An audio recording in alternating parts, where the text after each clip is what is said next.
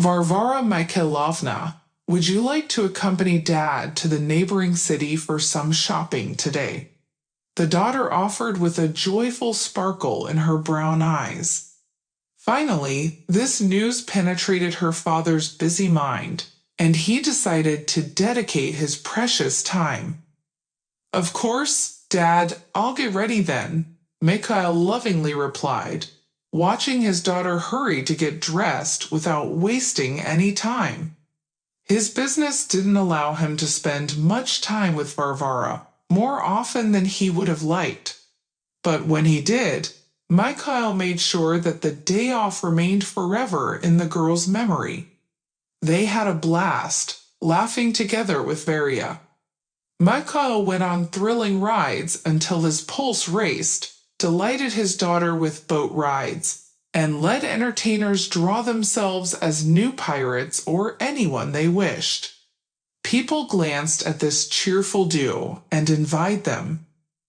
The girl is lucky to have such a fun grandpa, they thought. Mikhail didn't take offense. What could he do if he became a father very late in life? Before that, he was a veteran of 2 Chechen wars, a retired VDV Major, and now a respected businessman, Mikhail Matveyevich, by everyone. He served his homeland faithfully, almost never leaving hotspots. But Nastya didn't want to have children with him. She was afraid of leaving them as orphans. Mikhail met her before the army when he was just a young guy. He saw the girl at a dance and fell head over heels, but she didn't even pay attention to him. The head of the factory workshop was against their relationship, considering Mikhail a yesterday's schoolboy. Misha's parents were simple people. His father worked at the same factory, and his mother was a cleaner. Compared to them, everyone around fawned over men who were nothing without their status. But Mikhail's persistence paid off, and he managed to convince the beauty to marry him. The father was happy, although there was no escaping love. Then they took Misha into the army, and Zhana stayed waiting for housing under her father's roof. After completing his mandatory service, Mikhail Matveyevich started a small business. He opened a few small shops in his hometown. Fellow soldiers helped with money, and the business gradually took off. Glazov didn't have millions, but it was enough for bread and butter. Life seemed to have settled down, but Major Timela felt a sense of loneliness and unsettled domesticity. In his company, there was one kind woman named Polina. She was just as lonely and had gone through failed relationships with alcoholic men. Mikhail often looked at the attractive and calm Polina and marveled at how spoiled men were nowadays. Such a gem to exchange for alcohol. At first, Glazov didn't dare to get closer to her, only maintaining a professional relationship, and he was 15 years older than Polina. But a woman is a woman, and Mikhail felt that he had feelings for her. Polina started talking to him just like with a good friend. "Shall we go to a cafe?" Glazov was delighted, booked a table at a restaurant, and spent the whole evening wooing Polina.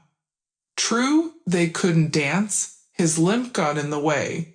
He didn't want to walk around, so he blurted out on the way out, "Marry me if you're not afraid that I'll die before you." She looked at him, handsome, fit in his military attire, not having lost his charm, and asked sarcastically, "Why, Misha, did they plan to take him to the other world before you? Or maybe I'll go before you? Shame on you." Polina ardently began to give Vera care and love, and Michael did not lag behind.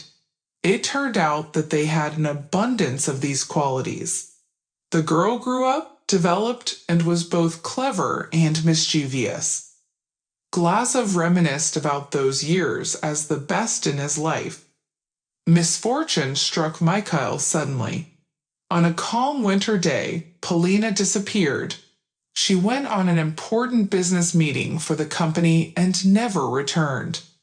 After some time, investigators found her car in the river, but her body was not found. The car had skidded on the slippery road and was thrown off the bridge, presumably. Polina must have tried to escape, but the underwater current carried her so far away that there seemed to be no possibility of finding her. The fact that she was no longer in this world became a terrifying reality, not a mere suspicion. Rescuers traveled for miles, helplessly shaking their heads. There was no chance of rescue. Unless a miracle happened, or unless it was all deliberately orchestrated by Polina. Simultaneously with his wife's disappearance, the managing director, Anton Tregubov, also went missing. Quite a character. Mikhail couldn't stand him, an intriguer, a cunning fellow. This charming creature with darting eyes annoyed him, and Polina, the accountant, had long been asking to fire Tregubov, but Mikhail didn't hurry. Anton was remarkably skilled at negotiating with banks for loans, and now he vanished, taking with him a huge sum of cash from the office. Rumors spread, and colleagues understood everything without any comments. Mikhail believed and disbelieved. He managed the funeral arrangements somehow, placed a blouse in the coffin, and then watched for a long time as the gravediggers covered it with frozen soil. Glasov heard the dull thud on the coffin lid and trembled. It felt as if his heart had been ripped out of his chest. It was so painful and frightening. Varenka cried for a whole year, calling for her mom, while Mikhail, exhausted, wandered through the empty house, wandered into his daughter's room, hugged her tightly, and sang lullabies. He believed, he despaired, and he silently wept. And in his mind, the thought drilled, how could this be? Polina hated Tregubov so much. Money was not an issue. He wanted to know the truth, and at the same time, he didn't want to know anything. Unnoticed, 5 years flew by. Mikhail grew accustomed to living alone, and Vera grew up under the supervision of the housekeeper Klavdia Stepanovna, a wise elderly woman.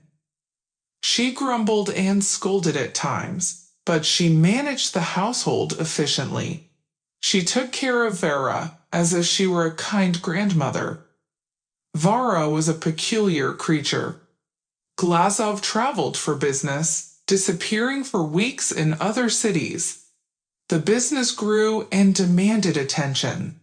The accident, the tear-room, Vera missed her father. Mikhail decided to take her with him. There was a business trip to a neighboring city, a famous tourist center. The girl jumped with joy. They quickly packed and set off. Vera enthusiastically set up the tents and chattered endlessly. And indeed, the places were extraordinary. An ancient monastery and white churches, a cathedral, and the walls of a 1,000-year-old fortress. Everything captured Vera's attention. Glasov drove at a leisurely pace, allowing his daughter to enjoy the sweetness of the old city's beauty. And suddenly she screamed desperately, "Mom, Dad, stop! Mom is there." Mikhail hit the brakes. "What? Where?" "There, at the bus stop," Vera shouted. The man turned around and pulled up to the bus shelter. A nun was sitting on the bench, her hands folded meekly on her knees. "Stay in the car, Vera," he said quietly. Mikhail got out of the car, observed closely, and was stunned. It was Polina.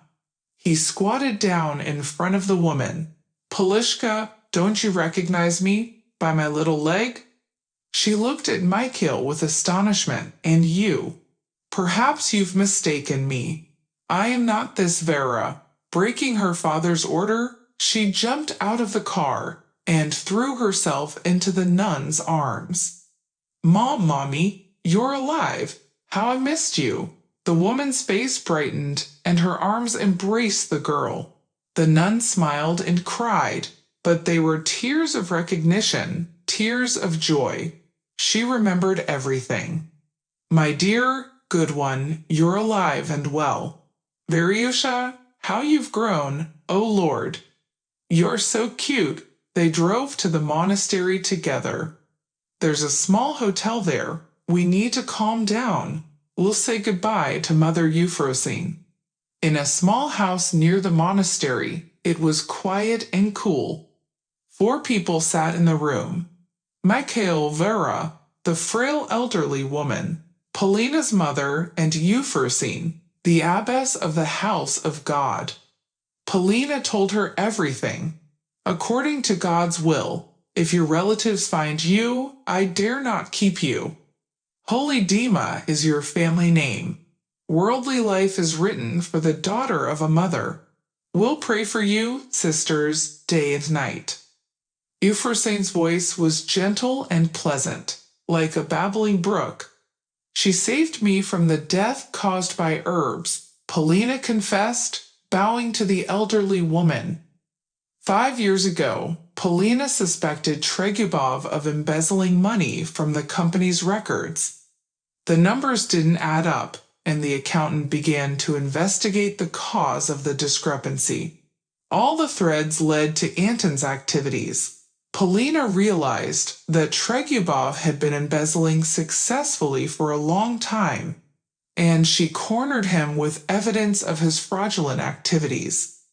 Fearing imminent retribution, Anton promised to return all the money he had hidden in a cottage outside the city.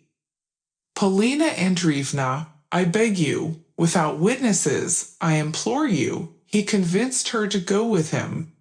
He was skilled at persuasion, and Polina would have been suspicious, but she seemed to have lost her mind and went out of town.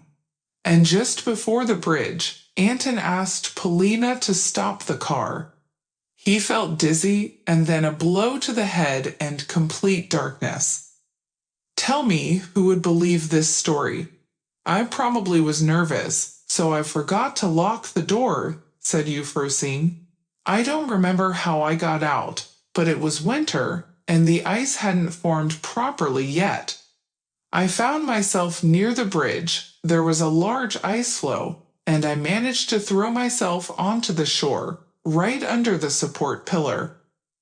Thank God, at that time I was walking out of the village onto the road to catch a ride.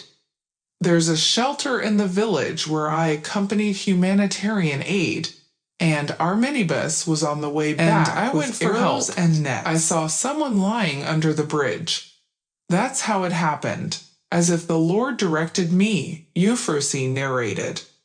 The abbess returned to the driver, and he, a strong man, pulled the injured woman onto the road. They gave Polina a ride to the hospital, where doctors diagnosed her with amnesia caused by a severe blow. The monks not only visited the patient, but also brought her treats.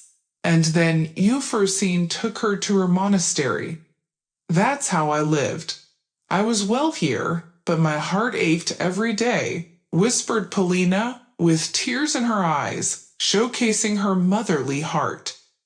The fortune-teller answered Euphrosyne's unspoken question. "I said goodbye to the abbess and the other nuns. Mother blessed the 3 of us one last time. Live well and never separate in sorrow and joy. Stay together," the old woman said, crossing Polina, Michael, and their Vara.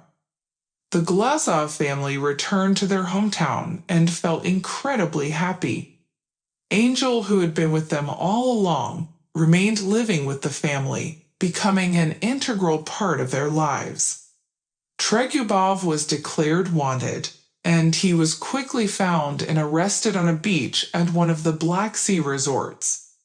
Anton had accumulated a significant sum of money, which of course led him there. A remarkable young employee, honest and incorruptible, had long since taken his place.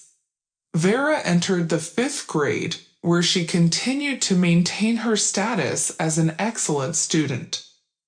Michael and Polina adopted 2 more children, twin brothers.